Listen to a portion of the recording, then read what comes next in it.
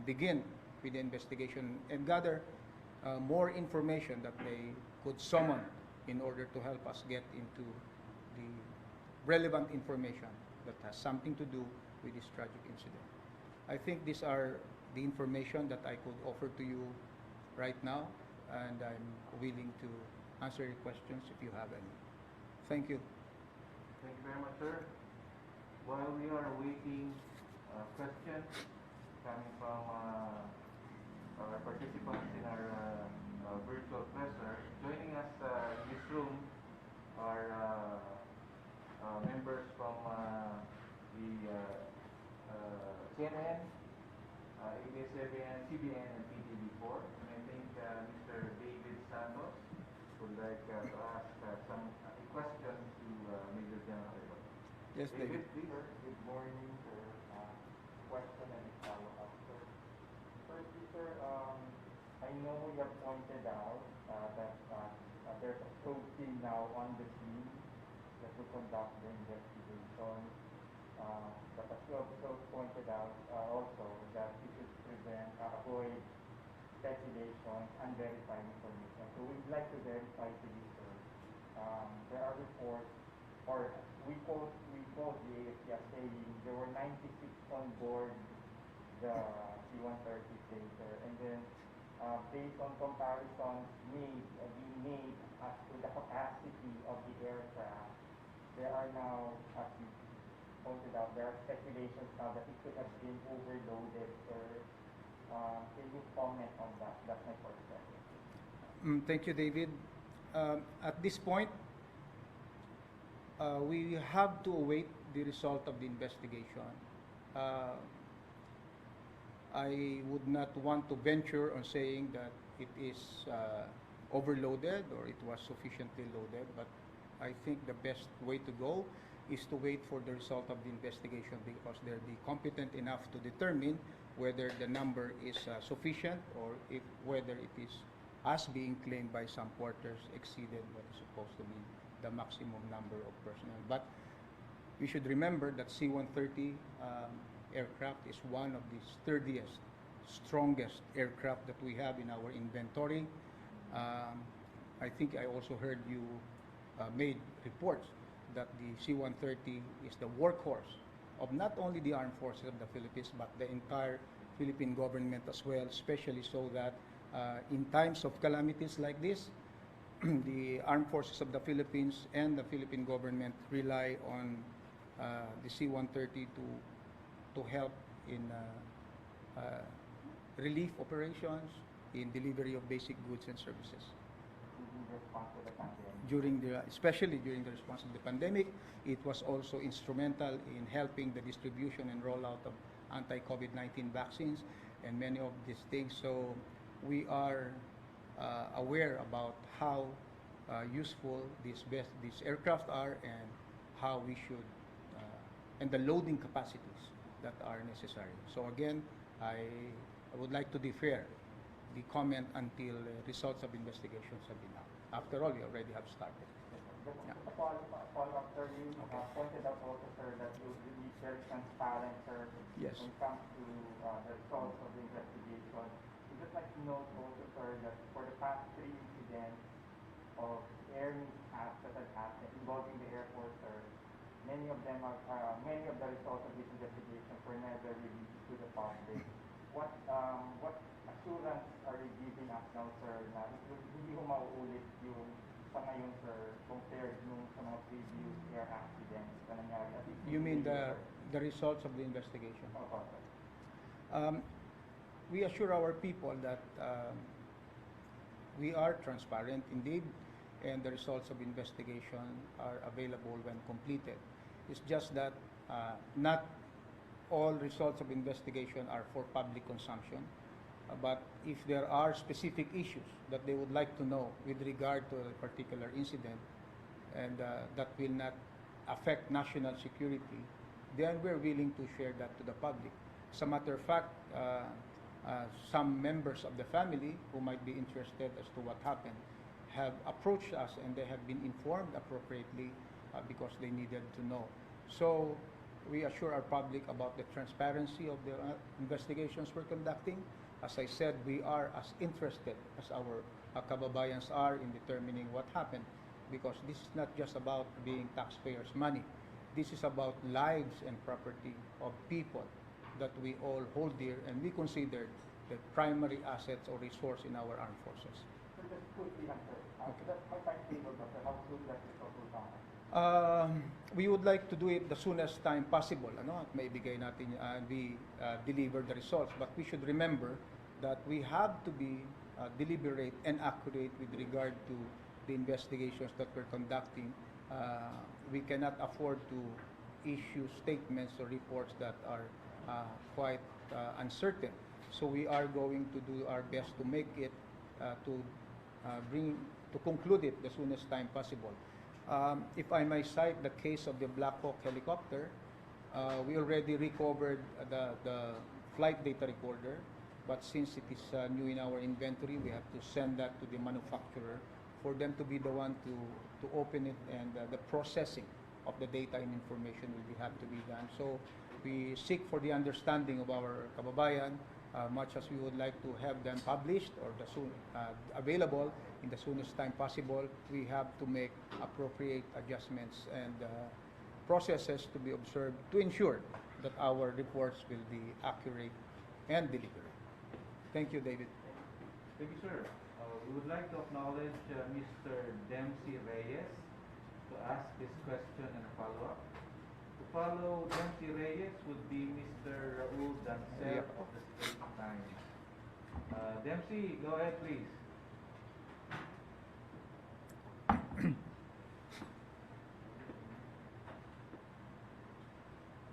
Hello, Dempsey, go ahead. Dempsey. Okay, mukhang may technical difficulty si Dempsey. May we now call on Mr. Raul Dancel of the Straits Times. Raul, go ahead, please.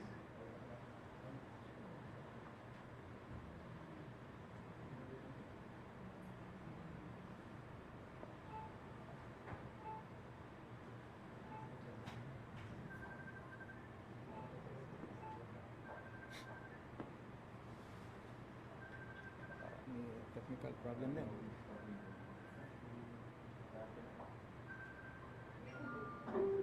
Hello, sir. Hello. Hello, can you hear me, sir? Si Raul ba to? Raul Dancel?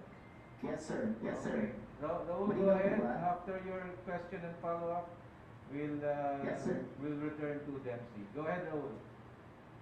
Sige po.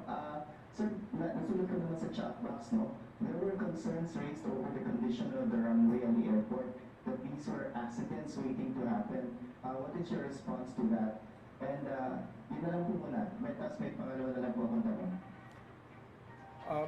For now, those are observations from people. We are not going to argue or discount that particular observation. But what I can tell you is that would be integral part of the investigation that we are conducting. Accidents like this that needed investigation may have other aspects to look into. We look at facility, equipment, weather, skills of the pilot. All this will have to be taken into consideration. And I would not want to venture on any of those yet until and unless the investigation have been out. Raul. Salamat po. Second question po, sir. What are the conditions of those being treated? Is any of them in critical condition? And then there were reports that many of those who survived jumped out of the aircraft before it crashed. Are their wounds consistent with that?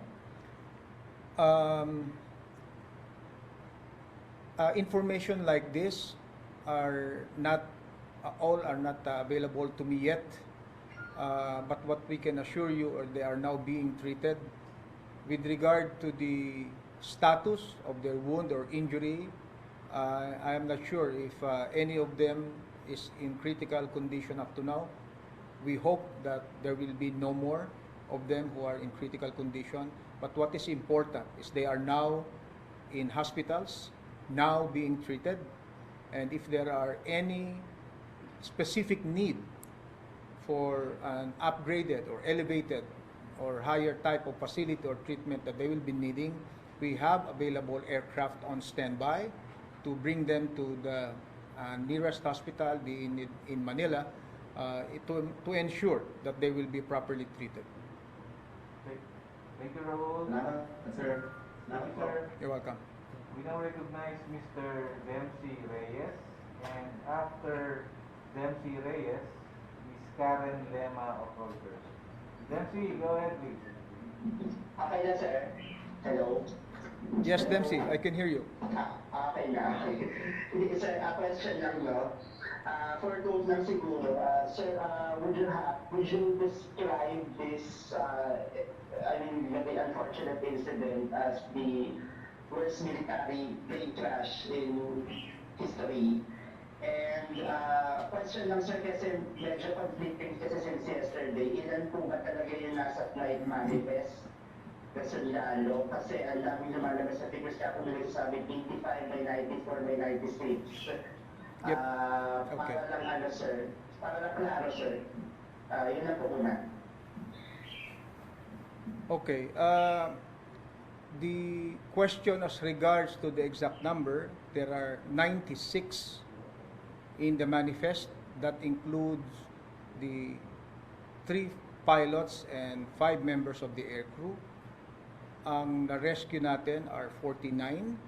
Lahat sila, all of them are already in different hospitals, military hospitals and civilian hospitals in Zamboanga City, ready to be airlifted to Manila or any place else where higher level of treatments are necessary. That is the number. If we are going to include the civilians who perished, there are 3 more civilians. They are not passengers of the aircraft. They are on the ground where the accident happened. So there were 3 civilians and 4 civilians wounded. They are all being treated right now. Dempsey.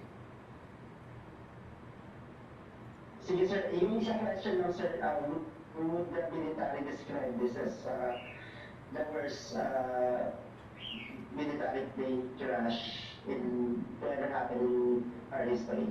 To be sure, Dempsey, this is one of the most tragic incidents that happened in our armed forces.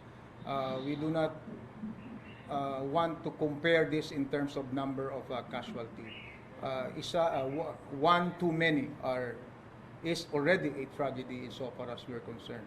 So we cannot say exactly that this is the worst or the most tragic. All of these are tragedy insofar as we are concerned. Okay, sir. Thank you. Thank you, Dempsey. Thank you, sir.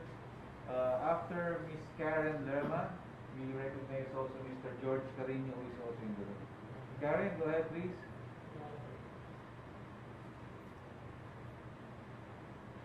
Karen, nakamute ka pa yata. Ay, sir, klaro po ba? Can you hear me? Sorry, sir, nasa labas ako. Can you hear me, sir? Yeah, I'm hearing you loud and clear. Hi, sir. Sir, thank you for your help and patience since yesterday po. Sir, we just have some clarification. We're also interested doon po sa napapalitan ng mga soldiers who jumped out of the plane. Sir, do we have information from what altitude did they jump? And then, sir, clarification din po on what actually happened because there were images that were shared on social media. We don't know if that was legitimate, showing that the plane touched down and then nag-overshoot po sa runway and tsaka po siya, may tinamaan po ba siya kaya siya went up into flames. And sir, just for background, how many C-130s do we have? Ilan po operational? And ito po ba are going to be grounded? And will this have any impact po on the Japan-Philippines air-to-air bilateral training that's starting today? Okay, thank you very much for your series of questions. First, Thank you, sir. yeah, I cannot comment yet on the circumstances of how they were able to survive. Those are quite details already that I'm not privy with, but definitely that will form part of the investigation. that will form part of the result of the investigation. With regard to the video stills, as I was saying earlier, until the investigation have been fully conducted and completed, we cannot disclose yet. We cannot talk about what really happened in that particular incident. But the initial information I have already narrated during the opening statement, and so far that is consistent with what you probably saw. You probably saw in the video that might be circulating. With regard to your question as to how many, as to the SOP, by standing operating procedure, each time that an accident happened among our aircraft, the standing operating procedure is to ground the fleet of that aircraft until the investigation that has been conducted were concluded, and we are able to determine, as I said earlier, what needed to be done if that wasn't done yet, or what are the modifications that needed to be conducted, if only to ensure that this incident will not happen again. So in this particular case, we have one other C-130 that is flying that will be grounded. But all in all, we are to have 5 C-130 aircraft. One that met this accident, that is with tail number 5125. Then the other aircraft, I will just mention the tail number. The other aircraft will be grounded. There are two more in its ongoing maintenance in Portugal. One of these two will be arriving back in the Philippines by this month, and one other part of the foreign military support to the AFP will be delivered to the Philippines. So all in all, including that, if we're not going to include the one that will be delivered yet, there are 4 aircraft. One was involved in this crash, so the other 3, one will be grounded. It cannot fly for the time being, and the other 2 are being repaired in Portugal. One of these 2 will be arriving this month to join the fleet of our hard-working aircraft that is the workhorse of our armed forces and our government. I hope I was able to answer your questions. Sir, yun lang po sa Japan-Philippines bilateral training, the air-to-air exercises that starts today, hindi ko pa kailanganin yung C-130. That's okay, wala pong impact nun. I am not privy yet as to the composition of the participants in the training, but if it is one of them, then definitely it will not be included anymore. After all, well, as I said, I'm not privy yet as to the composition, but we still have other aircraft that are available that may participate in this training. Salamat, sir. You're welcome. Thank you, Karen. Thank you, sir. And Mr. George Carino is recognized. Good morning. After K. George, I'm not seeing any hands raised on the Zoom conferencer. So, Mr. George Carino, your question and follow-up, please. Thank you, Captain Sata. General, good morning. Morning, George. You mentioned 96 sa manifest, just to set the record straight and help avoid the speculation. Can you describe us the chronology of event? Coming out from, flying out of Manila, saan po ito dumaan bago pumunta sa Hulo, at ito pa yung primary mission yung pagpunta sa Hulo? Okay. The information that are available to me was that it took off from Villamor Air Base in Pasay City. It first landed in Cagayan de Oro, particularly in Lumbia Airport, to bring the party and other personnel who are part of that trip, particularly Major General Romeo Browner and his family. After that mission to Lumbia, its next mission is to bring troops to 11 Infantry Division in Sulu. And when the aircraft landed, in Sulu at around 11:45. This unfortunate incident happened. The manifest contains 96 names. 49 of them have all been rescued. 37 or 32 rather, are being treated in a military hospital. 17 are in various other hospitals in Zamboanga City. 47 perished in this tragic incident. Their remains they have already been recovered.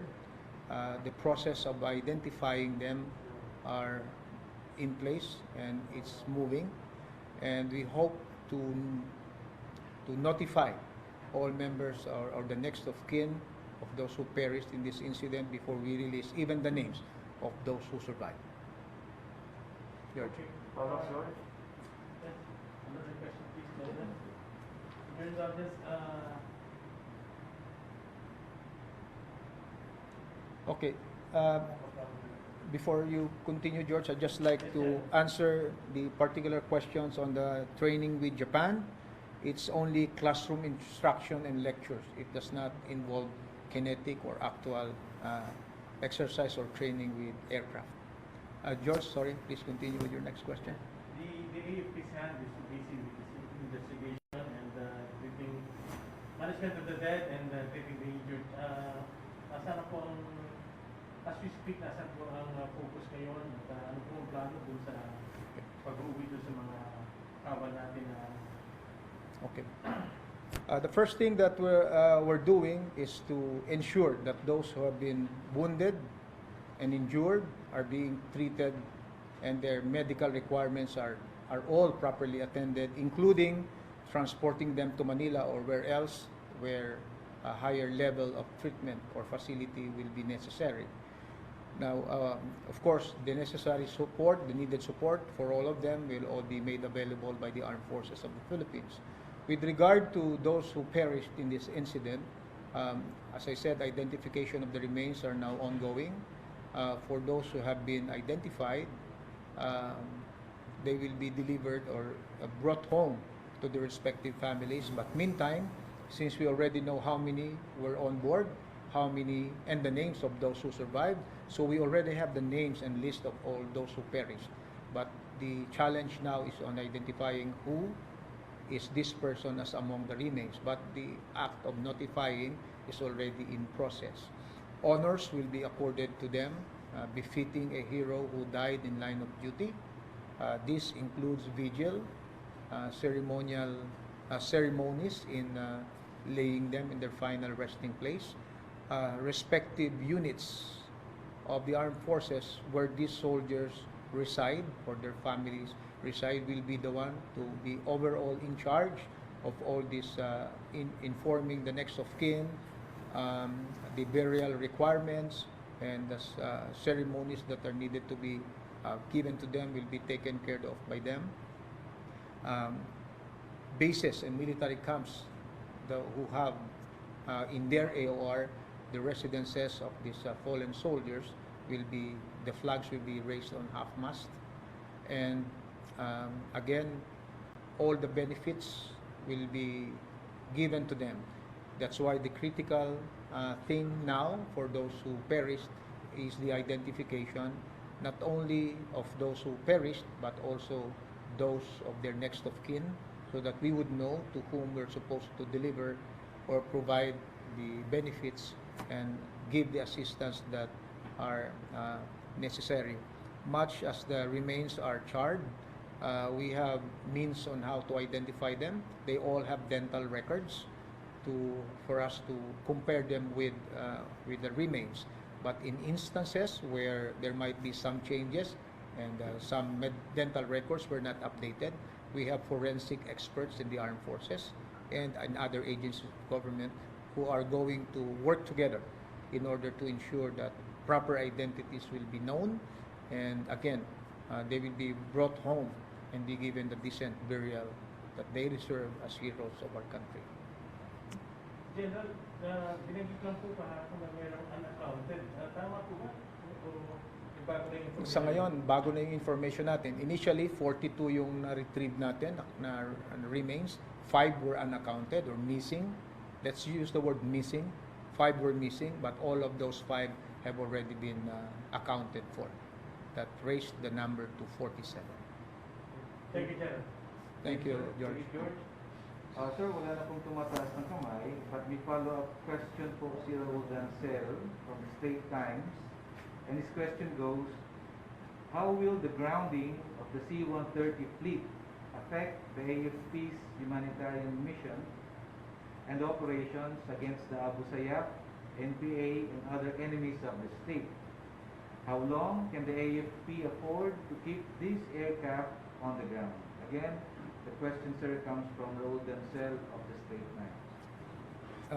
Thank you for your question, Raul. Definitely, this will have an impact in our ongoing operations, but the military, as an organization, as an institution, have already put up in place contingency measures so that in incidents like this, much as we may be hampered, it should not be felt, it should be temporary, and mitigation measures are always available and already there to be implemented. Our commanders on the ground, in the air, and at sea are all on board. We know the necessary adjustments and modifications that we needed to make. We would like to warn the enemies of the state that this might have affected, but this will never impact on our desire to eliminate the enemies of the state and to bring back peace and development to our country that has long been deserved by our kababayans. Make no mistake, your armed forces is very much on its toes.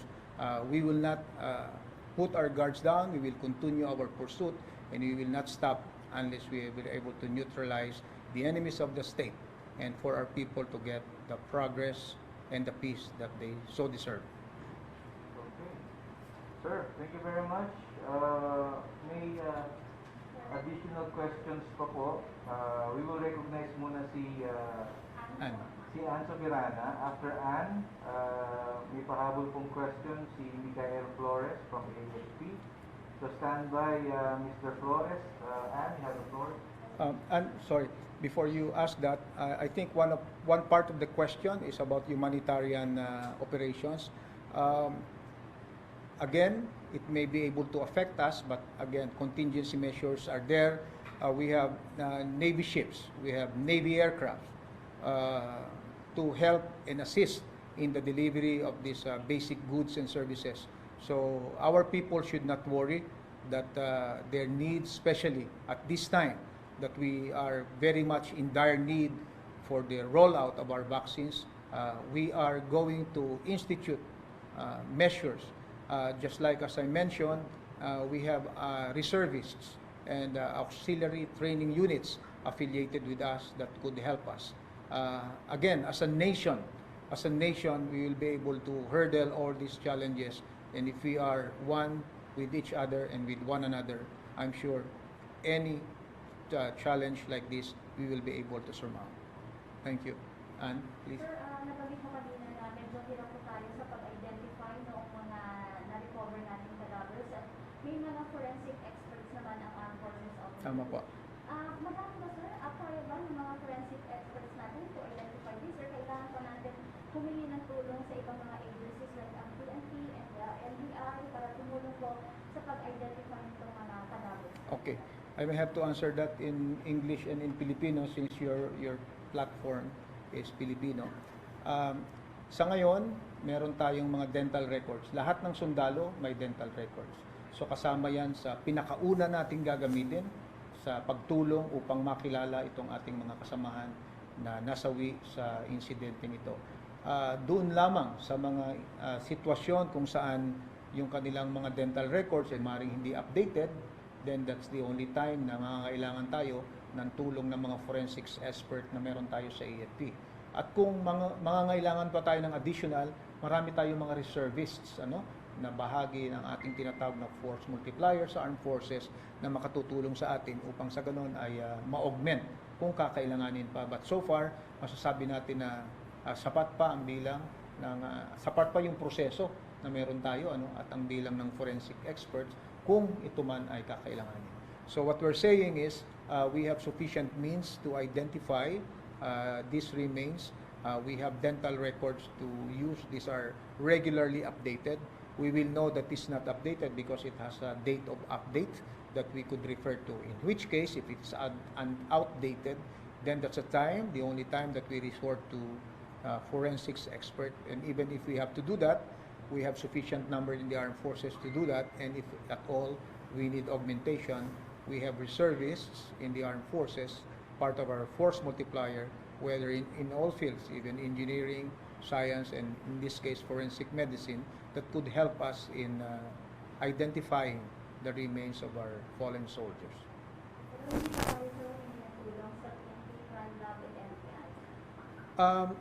Sa ngayon, narinig ko na nagpahayag ang ating magiting na hepe ng pambansang pulisya na mag-extend ng tulong sa atin sa Armed Forces. Nagpapasalamat po ang Sandatang Lakas ng Pilipinas sa ngalan ni General Cirilito Subihana, ang ating AFP Chief of Staff.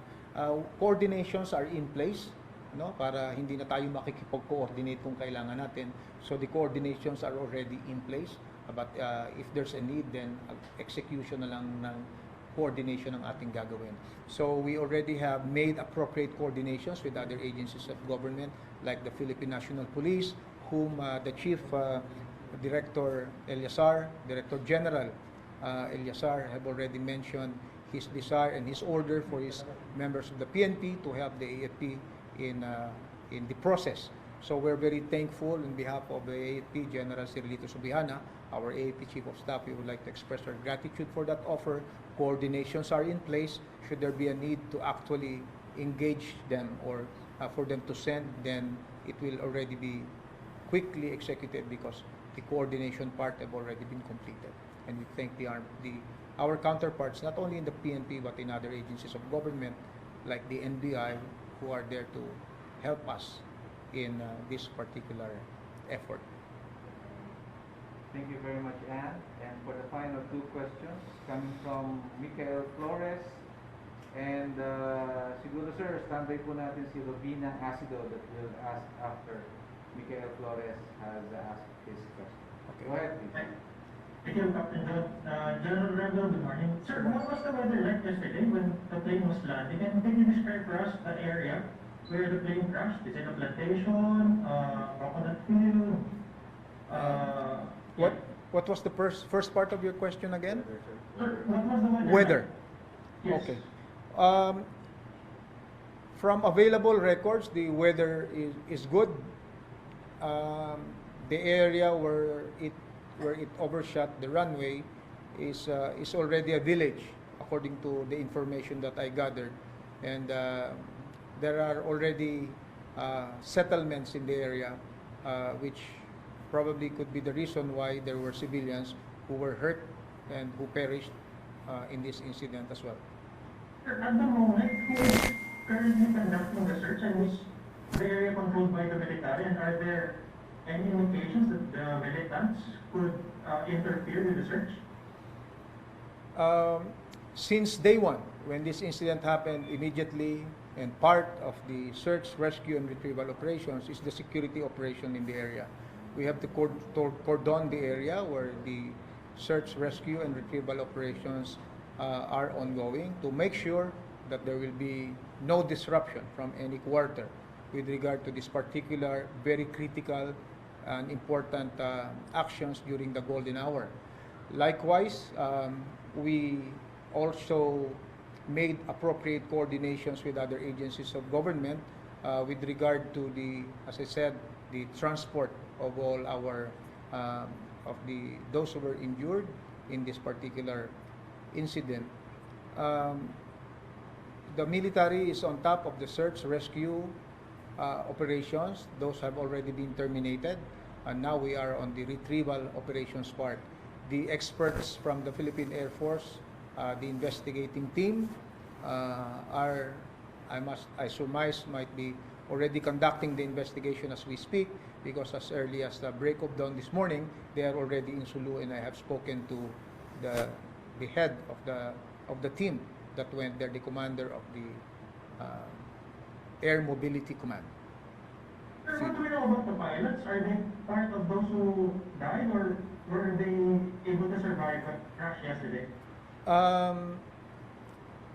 Hindi ko muna mabanggit yung, I cannot name the survivors and the injured yet, as I already mentioned, because of the requirement or the protocol that we have to inform the next of kin. So I'm sorry if I'm not be able to answer that question as at the moment. I hope you understand. Yeah, I completely understand. Sir, just to clarify, there are no indications, and as you mentioned, the military is in control. There are no indications that militant groups or terror groups operating within the area could compromise the search and retrieval of the flight recorder. They cannot, and we will not allow that. The Armed Forces of the Philippines is in control. We are on top of the situation. We will ensure that there will be no disruption, especially that we are on the part of the retrieval, especially so that we need to get all those parts of the aircraft or any other material that may be essential to the investigation that we're conducting. Thank you. Okay, thank you very much, General. Thank you, Miguel. Thank you, sir. And for the final questions, will be coming from Ms. Robina Asido. Ms. Robina, go ahead, please. Good morning, gentlemen. Good morning, Rubina. Hey, sir. Sir, for the record po, can you tell us the maximum capacity of our C-130 aircraft? And then, second question, since we're still in pandemic, tingin niyo po, nasunod kaya yung social distancing sa loob po ng aircraft? Na parang kung tama lang ba yung number based to sa UTF po ng mga protocols? And then, last na po siguro, is there a plan to deploy new sets of troops sa Sulu? Since ito po mga dapat na soldiers natin ay i-deploy na sugatan at iwan po ikinamatay. Maraming salamat, sir. Okay, thank you, Rubina. Your first question was on the capacity. I'm sorry, but I'm not privy as to that specific detail or nomenclature of the aircraft. Second, social distancing and protocol requirements, biosafety protocol. We are strictly observing that. As a matter of fact, no one is allowed to board the aircraft unless they have passed all the necessary requirements pertinent to biosafety protocol. With regard to the number of troops that is supposed to have been an augmentation, they are filled up of personnel in addition, but it doesn't mean that since they were not able to join their future units, it will hamper already our operations. As I said, it may have some impact in our conduct of combat humanitarian operations, but we have contingency measures in place. Our commanders are trained to plan for all contingencies that may happen during the conduct of operations. So we are warning the enemies of the state for them not to be complacent that even if this setback happened to us, we are going to pursue and continue our relentless operations to finish the threat of the Abu Sayyaf group in that particular side of our country. Rubina. Thank you, sir. No more question, Rubina? Okay, so sir, there are questions dito sa chat na was already answered, but we will just provide them with direct answers also because nasagot niyo na rin po ito. Okay. So with that, ladies and gentlemen, Major General Arevalo, sir, any statements as we conclude this today's press briefing? Okay. Again, we would like to express our gratitude and appreciation to many people who have expressed their desire to help, their prayers, their condolences, and their gracious offer of assistance in this time of a tragic incident in the Armed Forces of the Philippines. We seek for your prayers. We seek for the prayers of our countrymen, for our wounded soldiers, and for the eternal rest and repose of the souls of those who suffered in this tragedy. Let us pray specifically for the members of their family and next of kin. We know how difficult this is, especially at this time of the pandemic.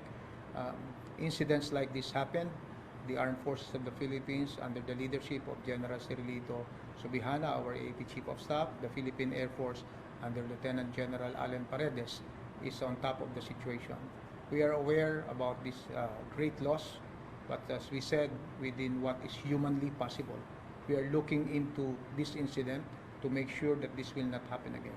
We would like to assure our people about the airworthiness or even seaworthiness of all our assets in the armed forces. We are not going to compromise not only these critical assets of armed forces, but more importantly, the life and limbs of our people. They are our most valuable assets, so much so that we mourn so much this incident, and we commit to give the assistance, not only the honors, but the assistance and benefits that are due them, being soldiers who died in the line of duty.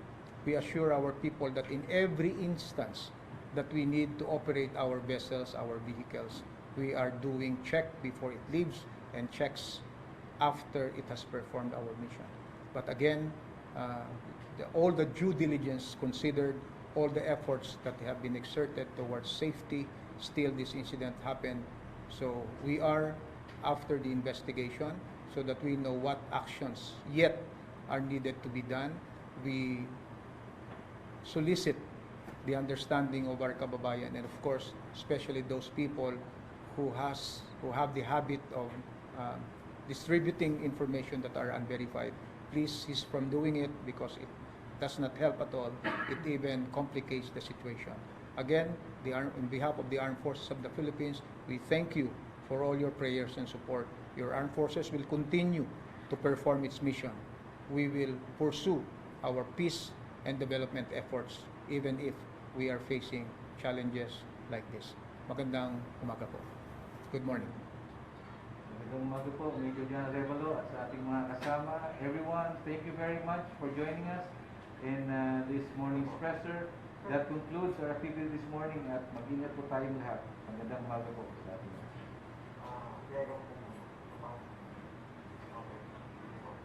Thank you, sir. Thank you, Ann. Sandali bago niyo kuhanin. Kaya na talaga nag-isip. Thank you. Sorry, nung off the record, ayan na po, hindi na tika-tika na lang, parang bago. Sir, sa 47, lahat ba charge? Okay na po, sir? Okay. Nagpalit ako ng uniform. Alas 5:30 pa lang. Ini-interview na ako. Lahat kayo ng 47 ba, sir? Charge beyond recognition? Yung level of detail, hindi ko hindi ko siya nakuha, but varying, it's safe to say that is in varying degree of burn. Kahit yung mga wound nila sa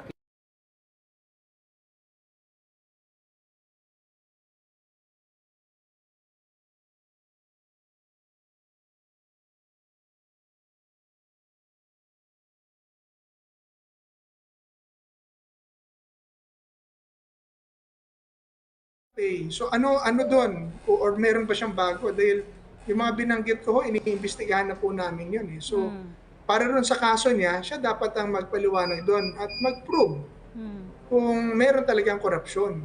Opo. Dahil right now, these are all allegations. Opo. And that's why po, but nevertheless,